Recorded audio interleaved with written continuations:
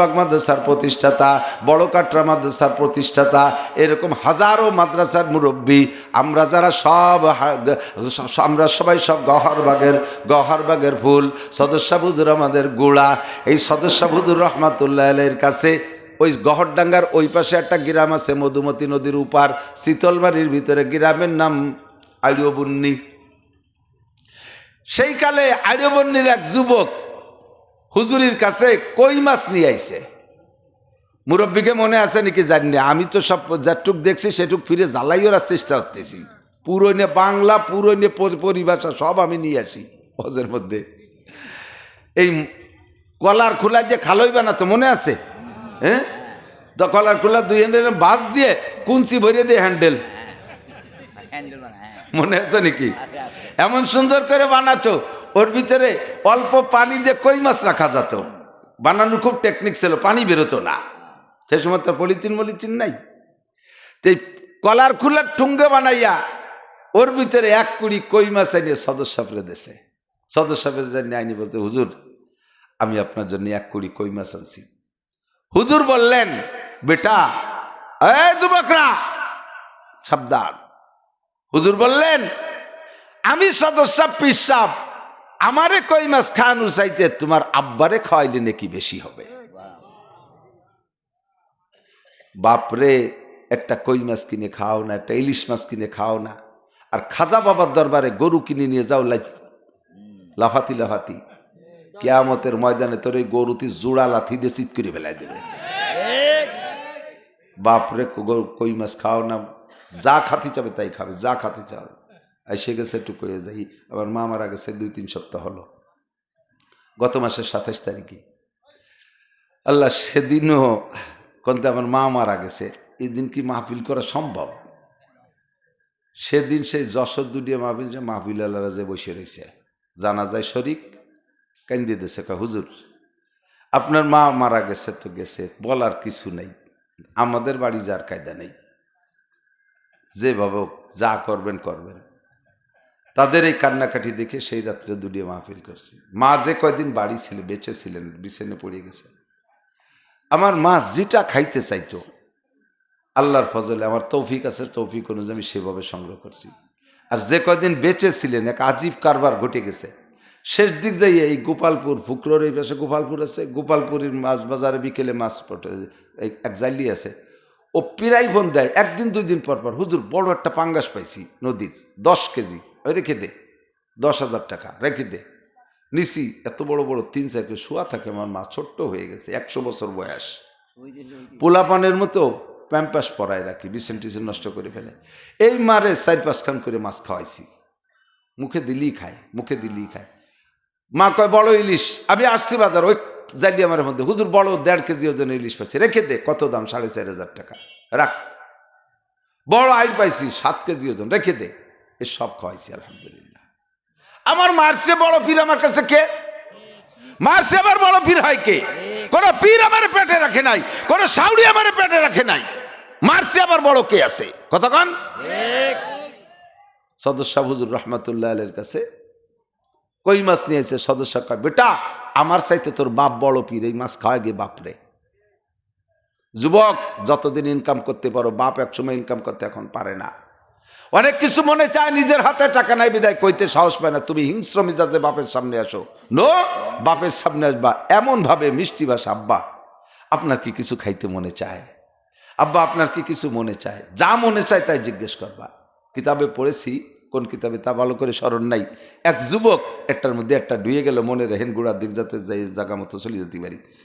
এই যুবক কাবাঘর তওয়াফ করতেছে, কাবাঘর তওয়াফ করতেছে। তো কাবাঘর তওয়াফ করতেছে, ওর যুবকের ঘাড়ে পিছনে একটা ব্যাগ, একটু ওজন ওজন মনে হচ্ছে। তো তওয়াফের ভিতর দিয়ে আর সবাই খালি হাতে তওয়াফ করতেছে, ওর ওই বড় একটা ব্যাগ। হাজিদের তওয়াফের সময় গলায় ছোট্ট একটা ব্যাগ থাকে, ওর ভিতরে পাসপোর্ট টাসপোর্ট এগুলো রাখতে হয়, কিন্তু ওর ব্যাগটা ওজন আলা। একজনে বলতেছে, ভাই তুমি তওয়াফ করতেছ, তাই গাড়ি এত বড় ব্যাগ কে? তো বলতেছে, ব্যাগের ভিতরে আমার মা, ব্যাগে আমার মা, মাকে বাড়ি রেখে আসবো, যদি মার খেদমতের কেউ নাই কষ্ট হবে, এজন্য আমি মাকে নিয়ে আসছি। আমার মা পায়ে হেঁটে উমরা করতে পারবে না, তওব করতে পারবে না, জানি মাকে আমি কাঁধে করে তওব করতেছি। সে সময় তো হুইল চেয়ার নেই। তাহলে বোঝেন সন্তানটা মার কত বড় আনুগত্য, কত বড় দরদি সন্তান। এই লোকটা গুল্লির ভিতর দিয়ে ওরে দাঁড় করাইয়া এইগুলো জিজ্ঞেস করে বলতেছে, তুমি তো তোমার মাকে এত ভালোবাসো, এরকম তো আমি দেখিনি, তোমার মাকে কি আমার সাথে বিয়ে দিবা? ওই লোক কইতেছে, কোন তো কেমন লাগে? 100 বছরে মা একটুক হয়ে গেছে, তাই ব্যাগে নিয়ে ঘুরতেছে, সেই মারে বিয়ের প্রস্তাব দেয় ওই লোক। কোন সন্তান সহ্য করতে পারবে? ও সাথে সাথে বক্সিং দিতে গেছে। ওর মা ব্যাগের মুখ বেরোইয়ে, হাত বেরোইয়ে ওই ছেলের মুখে দুটো চড় দিছে। এই তুই ওরে মারিস কে? মা কি কইলে শুনলে না? কয় তো ঠিকই কইছে, তোরে তুই তোর আব্বা মারা গেছে, আমি তোর জ্বালায় বাড়ি ছেড়ে কোথাও যাই নেই, অন্য কোথাও বিবাহ বসি নেই, যে অন্য কোথাও বিবাহ বসলে তোর খেদমতের ত্রুটি হবে, তোর যত্ন হবে না। আমি তোর দিক তাকাইয়া আমার যৌবনকে এভাবে শেষ করে দিছি। সেই থেকে আমার আরেকটা স্বামীর ঘর করার কত শখ, শুধু তোর দিক তাকায় যাইনি। আর আজকে আমার জীবনের সেই শ্রেষ্ঠ চাহিদাটার কথা, আমার সেই চাহিদা পূরণ করার প্রস্তাব দিছে ওই লোক, আর তুই তোর তারপর রাগস। ও তো আমার উপকারের জন্য, আমার খেদমতের জন্যই বলছে। তুই কি কোনোদিন জিজ্ঞেস করছিস মা, তুই যখন ছোট ছিলি বড় হয়েছিস, জিজ্ঞেস করছিস মা আপনাকে কি বিয়ে দেব? আমি বিধবা হয়ে গেছি, এটা তো আমার কাছে জিজ্ঞেস করা তোর দায়িত্ব ছিল। তুই কি কোনোদিন করছিস? আর সেই কথাটা ওই লোক প্রস্তাব দিল, আর তাতে তুই রাগ করি সরে মারিস, তোর দাঁত ফেলাই দেব। কাজেই সন্তানের দায়িত্ব হলো, এসে গেল বলে যাই, মা যদি এমন বয়সে বিধবা হয়ে যায়, সন্তানরা মাকে অন্যত্র বিবাহ দেয়াকে লজ্জার বিষয় মনে করবা না। প্রয়োজন হইলে মার কাছে তুমি যে কোনো কৌশলে জিজ্ঞেস করবা, মা আপনাকে কি কোথাও বিবাহ দেব? মাকে বিবাহ যদি মা চুপ করে থাকে বা সম্মতি পোষণ করে, তুমি খুঁজে খাইজে যোগ্য একজন মানুষ দেখে বা মাকে বিবাহ করাই দিবা। মায়ের প্রয়োজন কি? মা শাড়ি লাগবে, মায়ের কাছে জিজ্ঞেস করবা। মা আপনার কি চেন লাগবে? তৌফিক থাকলে জিজ্ঞাসা করবা। মার সব প্রয়োজন, আব্বার সব প্রয়োজন। মা মারা গেছে, তোমার আব্বা জীবিত আছে, আব্বার বৃদ্ধকালে নানান প্রয়োজন আছে, এই প্রয়োজনগুলো তোমরা কেউ পরিপূর্ণ করতে পারবা না। একটু বলেন, মুরব্বীরা সাক্ষী দিতে পারবেন, যৌবনকালে স্ত্রী লাগে এক কাজে, যৌবনকালে স্বামী লাগে এক কাজে, বৃদ্ধ হয়ে গেলে লাগে নানান কাজে। কতক্ষণ নানান কাজে লাগে।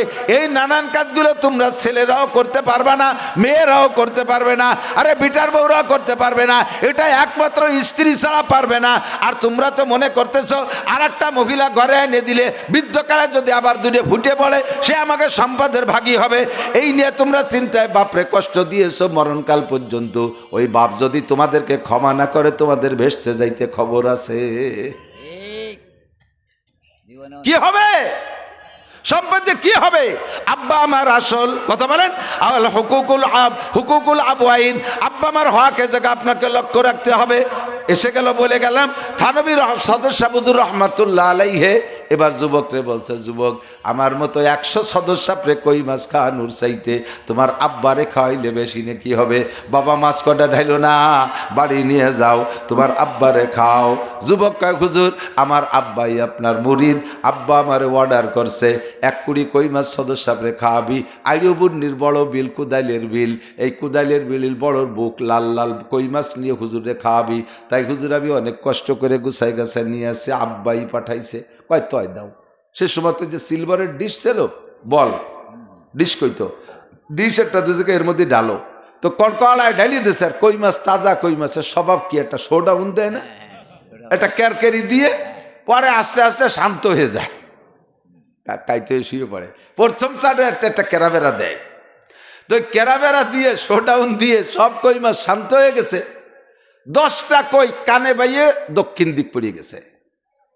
ওই লোককে বাড়ি দক্ষিণ দিক পড়িয়ে গেছে।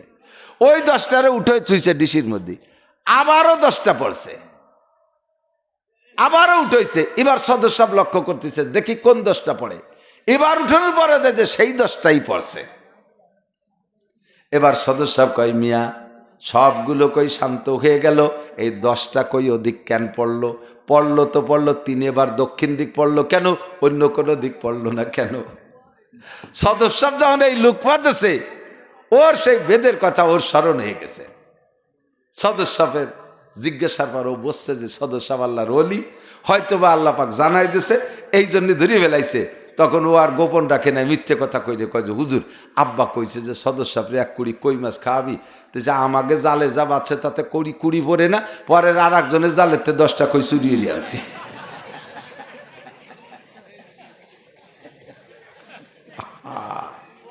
आदमी या गम सुदन दे मुल्के खुदा कर गेरे सदरे नाशिन सचे गालो जागा जागान पुरकाशीद अल्लाह মানুষ সব চলে গেছে। আরে গুলাকে দেয় দুনিয়াটা দখল করে বেলাইছে। জাগা হা জাগা গেরেপ্ত বুলবুলা হয়রা পরিদ সোহবতে আদিল গুজস্ত দৌর বে আদিল রসিদ इज्जते दाना गुजस्तो नौबते नादा रसीद कब कहो मादर गुजस्तो जाग जागन पुरकाशीद ছেলে রাইনি দেয় জম্মের খান একটু কি খবর নেছেন বাবা পালি কোন জায়গাতিয়া? সদস্য বিবার নিজেও কায়দা দেছে, ছেলের কথায় কায়দা দিয়ে কয় এ পাগল, তোরা যে বলিস দুনিয়াটা হালালে হারামে মিক্সার হয়ে গেছে, হালালের থেকে হারাম বাছাই করা সম্ভব না, হারামের থেকে হালাল রে আলাদা করা সম্ভব না। যদি তোমার ইচ্ছা থাকে আমি হালাল খাবোই খাবো, আল্লাহ পাক তার কুদরতি কম্পিউটার দিয়া ভালো কইর মধ্যে থেকে সুরা কইরে বাছাই করে দিতে পারে। কতক্ষণ পারে কি পারে না? তুমি হালাল খাওয়ার ইচ্ছা করো, আল্লাহ হালালের ব্যবস্থা করে দেবে। আর তুমি যদি এই ইচ্ছা না করো, যা পাবা ধরবার মারবার গিলবা, তখন তোমার সবকিছু মিক্সার হয়ে গেছে, বাছাই করতে পারবা না। আল্লাহু আকবার। কাবেলে গর খাকে গির জশওয়াত। আমি শুনছি কিসসা অনেক আগে, এটা তো আমার সামনে না। সে সদর সাহেবের জীবার ইন্তেকাল, তার 1 বছর পরে আমার জন্ম, আমি দেখি নেই। এই কিসসাগুলো বড়দের কাছ থেকে শুনছি। আমি শুনিয়ে সেই আইডিওবন্দি যাইয়া এই গল্প কইতে যে মনে আমি ইচ্ছা যে এলাকার কেউ জানে কিনা ঘটনাটাকে সত্যায়িত করার জন্য। সামনে এক বুড়ো বসে আজ শুনতেছে, ওই বুড়ো লাভ দিয়ে উঠছে, কয় হুজুর আল্লাহর কসম আমি সেই লোক, সেই যুবক আমি হুজুরে কই খাওয়াতে গেছিলাম। হালাল হারাম বাসা খুঁটা নাই, পাইলেই গেলে এমন হুজুর আছে না নাই? কতক্ষণ আছে? দেখতে গায়ে 30 পারা কোরআন শরীফ লেখা, অথচ পায়খানার পোকা খুঁটে খায়, মনে আছে নাকি? সাবধান থাকবেন। হালাল কোনো হারাম কখনো জিহ্বায় দেবেন না। হারাম খানা খাইলে সন্তান নষ্ট হয়ে যায়, সন্তান ভালো হয় না। আমার শতভাগ শিওর, আমি শতভাগ সাহসের সাথে বলি, আমার আব্বাজি হালাল খানেওয়ালা ছিলেন। আমার আব্বা হালাল ইনকাম করতেন। আব্বা মারা যাওয়ার পরে কেউ জানাজার ময়দানেও বলে নাই যে আব্দুল গনি মজুমদারের কাছে 4 আনা পয়সা পাবো। আজও পর্যন্ত কেউ কোনো প্রস্তাব নিয়ে আসে নাই। আমার আব্বা একটু কবিরাজি তদবির তালাপি করতেন, একটু ওষুধ পানি বায়োকেমিক আয়ুর্বেদ ইত্যাদি ওষুধ বানাইতেন। তো আব্বা মারা যাওয়ার পরে কয়েক বছর পর্যন্ত অনেকে আইসা টাকা দিয়ে গেছে। ওনার কাছে 500 টাকা দিনাছিলাম, দিতে পারিনি, টাকাটা রাইখে দেন। কেউরে ছেড়ে দিছি, আবার কে টাকা রাইখে দিয়ে মসজিদ মাদ্রাসায় দিয়ে দিছি। আমরা হালাল খানেওয়ালা বাপের সন্তান, এই সাহসে আমার এই সুবাদে আমি বলতে পারি আমরা 4 ভাই আল্লাহর রহমতে হাফেজ মৌলানা। আমার 5 ছেলে মেয়ে হাফেজ হয়ে গেছে। আমার ভাই বিরাদার, ভাইয়ের বেটা, ভাইয়ের বেটি, ভাগ্নে টাগ্নে সব হাফেজ আলেম হয়ে গেছে। আমার বিশ্বাস আমার আব্বা যে হালাল খাইতেন, সে হালাল রক্তে আমাদের জন্মবিদায়। ইনশাআল্লাহ আমরা এখনো পর্যন্ত এমন আছি। আমার জীবন শেষ হয়ে যাইতে পারে, হারাম আমি জিহ্বায় দিতে রাজি না। আমার এই মানিব্যাগের ভিতরে মাদ্রাসার টাকা আছে 5 টাকা, আমার টাকা আছে 1000 টাকার নোট। পান খাইতে গেছে দোকানে, 1000 টাকার নোট যদি 5 টাকার একটা পান খেয়ে দেই, দোকানদারের মেজাজ গরম হবে? 5 টাকা দিয়ে 5 টাকার পান খেয়ে 1000 টাকার নোট দেন কেন? অথচ মাদ্রাসার 5 টাকা আছে। আল্লাহর ফজলে আজকে পর্যন্ত আমি এ ব্যাপারে নীতিতে অটল। আমি ওই 5 টাকা দিয়ে পান খাই নেই, দরকার হয় পান খাবো না। আমি তো মাদ্রাসার কাছে 30,000 টাকা বেতন পাই। মুশরিক হয়ে যাবেন, মুশরিক হয়ে যাবেন, মুশরিক হয়ে যাবেন। আপনি 100, 1000, 200 উমরা যদি করেন, কোটি কোটি টাকা দান করেন, আর 500 মসজিদও করেন, এই কপালটা মূর্তির সামনে আর পীরের সামনে নত করার সঙ্গে সঙ্গে সব আপনার ব্লাডার ফুটো হইয়া বেরোয় যাবে, বেলুন ছিদ্র। 2 নম্বর, জিহ্বা কন্ট্রোল করো যুবক। জিহ্বা কন্ট্রোল করো। কিসের থেকে? 1 নম্বরে জিহ্বায় হারাম দিও না। মদ খাবি, গাঁজা খাবি, ইয়াবা খাবি। নবী পাক গত রজব মাসের 26 রজব দিবাগত রাত, আজকে শুক্রবার গেল, গত শুক্রবারের রাত্রে আমার নবী মেরাজে গিয়েছিলেন, জাহান্নামে গিয়ে দেখে আসছেন হাজার হাজার লক্ষ লক্ষ নারীদেরকে হাতে হ্যান্ডকাপ দিয়া জাহান্নামের মধ্যে ঝুলিয়ে রাখা হয়েছে। নিচে দিয়ে আগুন, আগুন আর আগুন, পায়ে তাদের মাটি পাচ্ছে না, ভাসমান অবস্থায় ঝুলাই রাখছে। নিচে দিয়ে আগুনে পুড়াইয়া সিদ্ধ করে ফেলতেছে, ভস্ম করে ফেলতেছে। আর এই নারীদের নারী বুড়ি পয়সা শরম গাদে বের হচ্ছে। এক শ্রেণীর পুরুষরা সেই শরম গায়ে জিব্বা দিয়ে পচা বের হওয়া পুষ জিব্বা দিয়ে চাইটে চাইটে খাইতেছে। হাসি আসে কোন কারণে আমার বুঝি আসে না। রিমান্ডে যদিন ধরা পড়বা, ফেরেশতারা চাবুক মেরে মেরে পিটাই পিটাই ওই নারীদের শরম গায়ে বের হওয়া পচা ফুস তোমারে খাওয়াইয়া ছাড়বে। নবী পাক বলেন, আমি নিজ চোখে দেখে লজ্জায় বেক করলাম। জিব্রাইলকে বললাম, জিব্রাইল মানহুন্না মান হাউলাই, নারীরা বা কারা, পুরুষরা বা কারা? জিব্রাইল কা হুজুর হুন্নাজ জুনাত, সবই আপনার উম্মত, তবে নারীরা হলো ব্যভিচারিণী নারী। আপনার উম্মতের ব্যভিচারিণী নারী প্রস্কটারের মহিলা, বেশ্যা মহিলা, অথবা পয়সার বিনিময়ে পারিবারিকভাবে অনেকেই এভাবে জেনা ব্যভিচার করে, পয়সার লোভে দেহ ব্যবসা করে, অনেকে আনন্দ ফুর্তিতে জেনা করে। এই জেনার থেকে তওবা না করে মারা গেছে। এই মহিলাদের বিচার, এরা সেই জেনা করবে বিচারিণী মহিলা। খাচ্ছে যারা, তারা কারারে? জিব্রাইল, জিব্রাইল কা হুজুর তারা আপনারই উম্মত। তারা দুই দল, এক দল অহুমুজ জানি, দ্বিতীয় দল অহুম শারিবুল খামার। এক দল হলো আপনার উম্মতের জিনাকর ব্যভিচার পুরুষ, জিনায় অভ্যস্ত, জিনায় অভ্যস্ত। এই জিনা করতে করতে বিনা তওবায় মারা গেছে। তাদের বিচার কোটি কোটি বছর তারা এই নাপাক খাইতে থাকবে। জিহ্বারে কন্ট্রোল কর যুবক। দুই নম্বর, এক নম্বরে জিনাকর, দুই নম্বরে ওখানে শারিবুল খামার, দুই নম্বর হলো আপনার উম্মতের মদখোর, গাঁজাখোর, নিশাখোর যত পুরুষ আছে তাদেরকে বাধ্য করা হয়েছে এই নারীদের শরম গাতে বের হওয়া নাপাক তারা খাইবে। যদি খাইতে পারো তাহলে গাঁজাও মদও খাইয়ে যাইও। আল্লাহ মাফ করুক, বলেন আমিন। জিব্বেরে নাপাক খাওয়ার থেকে কন্ট্রোল করো। সুদে টাকা হালাল না হারাম? আস্তে কয়, জোর হলো না। সুদ খাওয়া হালাল না হারাম? সুদ দেওয়া হালাল না হারাম? খাওয়া ও দেওয়া সমান গুনাহ। সুদখোরের খালি একটা ফজিলত আছে, বলবো? ফজিলত তোর কোনো জায়গায় নাই। সুদখোরের একটা ফজিলত আছে, সেটা হলো বাড়ি যদি উই পোকা লাগে অথবা সার পোকা উড়োস, গরুর গলায় যদি আইটেলি লাগে, কোনো তাই দিয়ে খেদাতে পারতেছেন না, তাড়াতে পারতেছেন না। পাকা পাকা প্রসিদ্ধ 7 জন সুদখোরের নাম কাগজে লিখে তাবিজ বানাইয়া গরুর গলায় ঝুলোয় দিলি, আইটেলি পড়িয়ে যায়। এই একটা ফজিলত খালি সুদখোরের। সুবহানাল্লাহ বলে।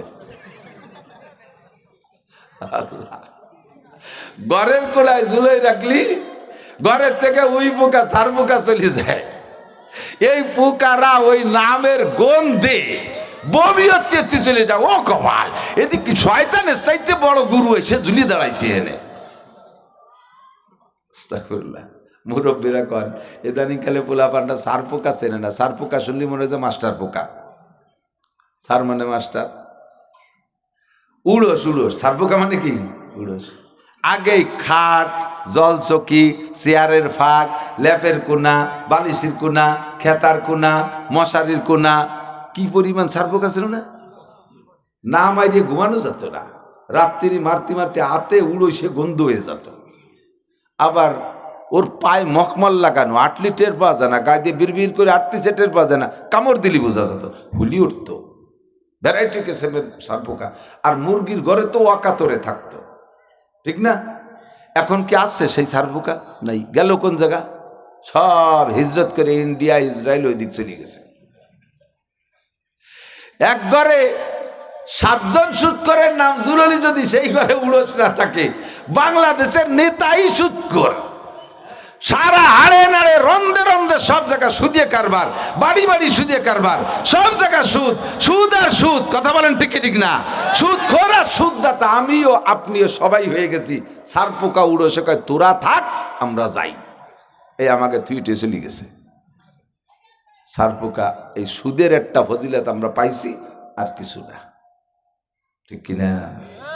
জিব্বেরে কন্ট্রোল করেন, খাইয়েন না সুদ, ঘুষ খাইয়েন না। এগুলো হালাল না হারাম? ও ঘুষখোর! ঘুষখোর তো অফিসিয়াল যারা আছে, সরকারি চাকরি বাকরি যারা করে তারা তো খায়। গ্রাম অঞ্চলে কিছু মাতুব্বারও আছে ঘুষখোর, এদিক তো নাই মাশাল্লাহ। না না, হুজুর দাঁত মাইজে কুলিয়ে ফেলাইছে। পেটটা একটু বড়ই বানাই যাইয়েন মরার আগে, যাতে কিয়ামত ওই ঘুষ যে কয়টা খাইছেন পেটের তে কাটিয়ে শোধ দিতে পারেন। বুড়ি ভাড়িয়ে বের করে ফেলবে, পাঁচার থেকে মধুর চাক কাটার মতো গোস্ত কাটিয়ে নামায় নিয়ে যাবে, গালের গোস্ত কেটে বের করে ফেলবে। মাতুব্বার, ঘুষ খাও তরফদারি করে, পার্সিয়ালিটি করে, জিব্বেডারে কন্ট্রোল করো। ঘুষটা খাইয়া ঘরে গোয়া দিয়ে সব বাদ দিয়ে যাওয়ায় তাই খাইও, ঘরে গোয়া দিয়ে পাল্টাইয়া শেষে সব বাদ দিয়ে যেটুক থাকে ঘুষ না খাইয়ে তাই খাইও। তার নাম আর কলাম না, বানান করে দিচ্ছি কালি। আস্তাগফিরুল্লাহ। জিব্বেরে কন্ট্রোল করেন। যুবক, চুরি করে খাইস না, পরেরটা খাইস না। কি যা সিটারি বাটপাড়ি করে পরেরটা খাইতে পারলে, সিটারি বাটপাড়ি করে টাকা খাচ্ছে, পকেট মেরে টাকা খাচ্ছে, চুরি করে খাচ্ছে, কি খাইস, কারটা খাইস? একটা টাকা যদি কেউ দিনা থাকে যান দুনিয়ার থেকে, 1 টাকায় 100 পয়সা। কত পয়সা? 1 টাকায় কত পয়সা? প্রত্যেক 2 পয়সার বিনিময়ে 700 রিকাত নামাজ দেওয়া লাগবে। প্রত্যেক 2 পয়সার বিনিময়ে 700 রিকাত। কয় দিন তাই তো বেঁচে গেছি, 1 রিকাতও ভরি নেই, দেওয়া লাগলো না। নামাজ নাই তা নেবে কি? তুমি মনে হচ্ছে যে তালির বিচার আর হলো না, তাই? এবার 2 পয়সার পরিবর্তে 700 রিকাত নামাজ যদি না থাকে, 700 রিকাত নামাজের এগেনস্টে যে কটা গুনাহ হয়, ওই পাওনাদারের আমলনামা থেকে সেই গুনাহ কটা তোমার আমলনামায় ঢুকবে। আর এক একটা গুনার কারণে 7000 বছর করে জাহান্নামে পুড়িয়ে তারপরে কিছু থাকলে শেষে যাইয়ে, না থাকলে এবার ওইতেই মোয়া হয়ে যাবা, কয়লা হয়ে যাবা। বিশ্বাস করেন না কেন? ভয় কেন পান না? আরে নামাজ একটু কম পড়ছো, আল্লাহর কাছে ব্যাগটাই কান্দি দিও, আল্লাহ জাফারে করবে। রোজা 2 কম রাখছো, 1 ফয়সালা আল্লাহর সাথে করে নিতে পারবেন। সবচাইতে ভয় পাবেন হুকুকুল ইবাদ, মখলুকের হক মোটে নষ্ট করবেন না।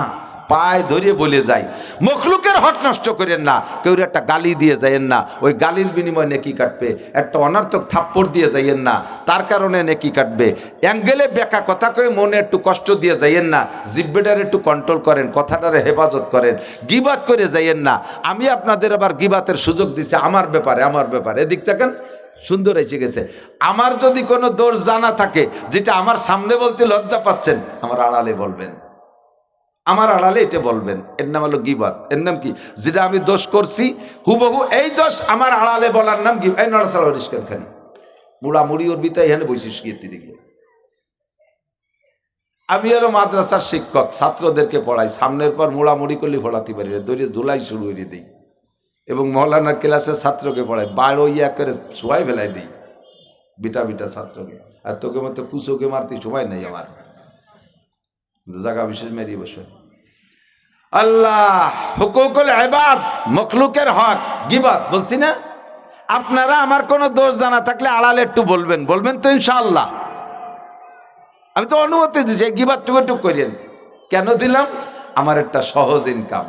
আমার যে দোষটা আপনার জানা আছে, এইটা আমার আড়ালে বললে আমি ওই দোষ করে গুনাহ করছি না, ওই গুনাহগুলো আপনার আমল নামায় চলে যাবে, আর ওই জায়গার থেকে কিছু নেকি এসে আমার এই শূন্য স্থানটা পূর্ণ হয়ে যাবে। তাহলে আমি ঘুমাই রয়েছি, আমার আড়ালে আপনারা গিবাত করতেছেন, আমার গমের মধ্যে দিয়ে আমার একটা ইনকাম হতে তালে রয়েছে, গমের মধ্যে ইনকাম হইতে তালে আছে। কাজেই আপনাদের অনুমতি দিলাম আমার গিবাত করেন, তা করবেন না। কয় না হুজুর, আপনারে কত ভালোবাসি, এই সন্ধ্যের সময় আপনার ওয়াজের নাম শুনলি চলে আসে, আপনার গিবাত করা যায় নাকি? তাই তো, আমার গিবাত করা যায় না। আমার গিবাত করলে যে আমার একটু উপকার হয়, তা তো করবেন না। গিবাত চুপ করেন কার? যে আপনার চরম শত্রু, যে আপনার পরম শত্রু, তারে এই উপকারটা তারে করেন। তার আড়ালে চার দোকানে বসে তার আড়ালে এক জায়গায় গল্প নিতে দিয়ে দুনিয়ার গিবাত তার করতেছেন, আপনার নেকিরা তারে দিয়ে দিচ্ছেন, আর তার গুনাহগুলো আপনি নিয়ে নিচ্ছেন। উপকারটা আপনার শত্রুরে করতেছেন, বন্ধুরে করতেছেন না। গিবাত কে দোস্তর গিবাত করে নাকি? গিবাত করে শত্রুর গিবাতই করে, যারে ভালোবাসে না তারই গিবাত করে। কথা কোন ঠিক না? এটা কারণ নাই, জিব্বের অন্যায়, কারণ নাই, জিব্বের অন্যায়। আর গীবতের চাইতে অন্যায় হলো অপবাদ। আমি কোনো অন্যায় করি নাই, একটা অন্যায় আমি করি নাই, এটা আমাকে সামাজিকভাবে খাটো করার জন্য, রাজনৈতিকভাবে পিছিয়ে বেড়ানোর জন্য, আমাকে পিছিয়ে রাখার জন্য আমার নামে একটা অপবাদ তৈরি করে দেওয়া, এটা গীবতের চাইতে জঘন্য। আমার নামে যারা অপবাদ দেয় আমি তাদেরকে ক্ষমা করব না, আমার নামে যারা গীবত করে তাদেরকে আমি চুমো দেব। অপবাদদাতাকে আমি মাফ করব না, অপবাদদাতাকে মাফ করব। দেখেন ইদানিং চলতেছে রাজনীতিতে, ফেসবুক খুললি গীবত তো চলতেছেই, আর কিভাবে অপবাদ চলতেছে দেখছেন। যিনি করে নাই অন্যায়, তার নামে সেই অন্যায়টা লিখে ছেড়ে দিচ্ছে। ফেসবুক পার্টি, খোদার কাছে জবাব দেওয়া লাগবে। ফেসবুক পার্টি, তোমার এই ফেসবুকে কিচ্ছু আসে যায় না, কিন্তু একজন ভালো মানুষকে তুমি সমালোচনা করতেছো, ভালো মানুষকে তার নামে একটা বদনাম তৈরি করলে, তার বদনামটা ছড়াই দিলে, এইটা তুমি চরম অন্যায় করছো। কিয়ামতে কিন্তু জবাব উনি মাপ না করা পর্যন্ত তুমি ভেস্তে যাইতে পারবা না। এই জন্য জবানরে কন্ট্রোল করেন।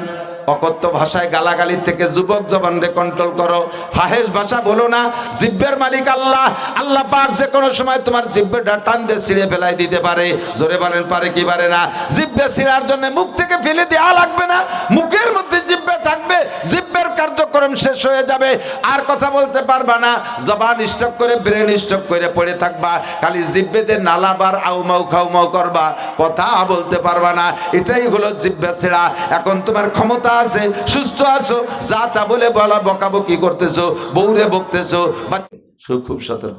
আমি জবানকে, ও যুবক, যুবক, আবারও বলি যুবক, বুড়োরা তো এমনি ভালো হয়ে গেছে, কাজে বুড়োকে হজ করি না।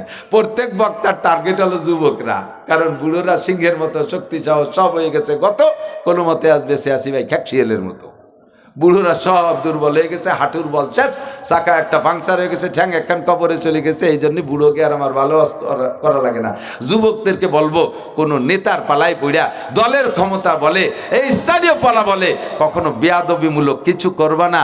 আলেমুল আমার সাথে বেয়াদবি করবা না, আব্বা মার সাথে বেয়াদবি করবা না, উস্তাদের সাথে বেয়াদবি করবা না, কোনো নেতার পালাই পড়ে বিশেষ করে বেয়াদবি করবা না। নেতা তোমার দুনিয়া বাঁচাইতে পারবে না, আখিরাতও বাঁচাইতে পারবে না। যা তার চিন্তা নিয়ে সে ব্যস্ত থাকবে, তোমাকে কোনো খবর নিতে পারবে না। ফাঁকে তুমি নেতার মোহাব্বতে পড়ে বেয়াদবি করে নিজের খসিরাত দুনিয়া ওয়াল আখিরা, এহকাল পরকাল ধ্বংস করে ফেলাইছো। খোদার কাছে জবাব দেয়া লাগবে। জিব্বেটারে কন্ট্রোল করব, পারবো তো? অকথ্য ভাষায় গালাগালি করব, মিথ্যে কথা গীবাত শেখায়ত কব, মুখে জিব্বায় হারাম কোনো কিছু দেব, সতর্ক হন। 2 নম্বর 3 নম্বর হলো ওমা বাইনা রিজলাইহে, 2 রানের মাঝখানে শরমগাকে কন্ট্রোল করো, এটাকে হেফাজত করো। এটা এই 3টি অঙ্গরে কন্ট্রোল করতে পারলে হুজুর বলেন আমি তোমার জান্নাতের জামিন হয়ে গেলাম। কন্যা সুবহানাল্লাহ। এ সবগুলো মিলে ইসলাম, সবগুলো মিলে কি ইসলাম। অনেক দূরেতে সরে চলে আইছি, এত ছড়াই গেছে যে ফিরে গুছাতে গেলে এবার আমার 2-3 ঘন্টা লাগবে, সেই সময় আমার নাই। আমি বলতেছিলাম ইমানের কলেমা মনে আছে নাকি? আমানতু বিল্লাহ, আল্লাহ আছে না নাই? মালাইকা ফেরেশতা আছে, অকুতুবিহি, সমস্ত আসমানি কিতাব মিথ্যা না সত্য? এখন চলবে কি? তৌরাত চলবে, এখন ইনজিল চলবে, জবুর চলবে, এখন চলবে কি? আস্তে কন। সাংবিধানিকভাবে কি চলবে? সংবিধানে কি চলবে? তিলাওয়াতে কি চলবে? ইবাদতে কি চলবে? সব মুসলিম সংবিধান বলতে ব্যক্তি জীবন থেকে নিয়ে আন্তর্জাতিক জীবন পর্যন্ত সব জায়গায় কোরআনের সংবিধান চলবে। ঠিক কি ঠিক না? বিরোধিতা করলে ঈমান নষ্ট, শেষ। 3 নম্বর কুতুবিহি ওয়া রুসুলিহি, সব নবীর